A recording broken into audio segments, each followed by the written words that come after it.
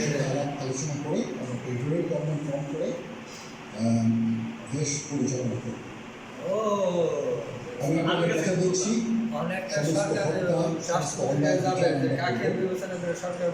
আপনারা সেনাবাহিনীর প্রতি আস্থা রাখেন, সশস্ত্র বাহিনীর প্রতি আস্থা রাখেন।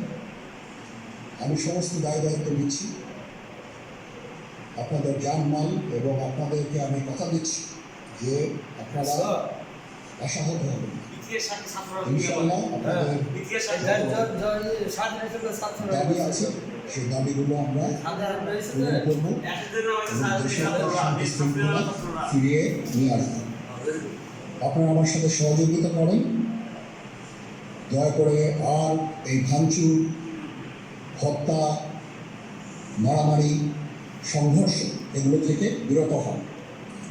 আমি নিশ্চিত যে আপনারা যদি আমার কথা মতো চলেন, আমাদের সাথে যদি একসাথে যদি কাজ করি আমরা, নিঃসন্দেহে আমরা একটা সুন্দর পরিণতির দিকে আমরা অগ্রসর হতে পারব। আপনারা দয়া করে আমাকে সাহায্য করেন। মারামারি করে এই সংঘাতের মাধ্যমে আমরা আর কিছু অ্যাচিভ করতে পারবো না, আর কিছু আমরা পাবো না। সুতরাং দয়া করে আপনারা সমস্ত ধ্বংসযজ্ঞ, সমস্ত অরাজকতা, সমস্ত সংঘর্ষ থেকে বিরত হন এবং ইনশাআল্লাহ আমরা সবাই মিলে একটা সুন্দর ভবিষ্যতের দিকে আমরা অগ্রসর হব। প্রতিটা হত্যার বিচার করা হবে, প্রতিটা অন্যায় বিচার হবে। আমরা আজকে সুন্দরভাবে কথা বলেছি, সমস্ত দলের প্রধান দলের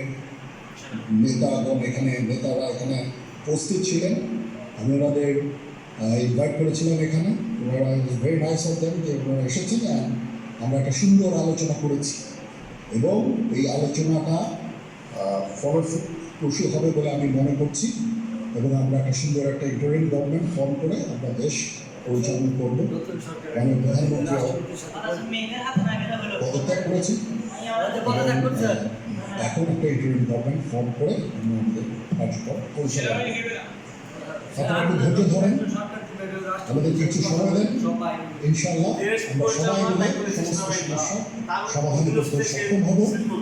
আপনারা আর এই সংঘাতের পথে যাবেন না এবং শান্তি শৃঙ্খলার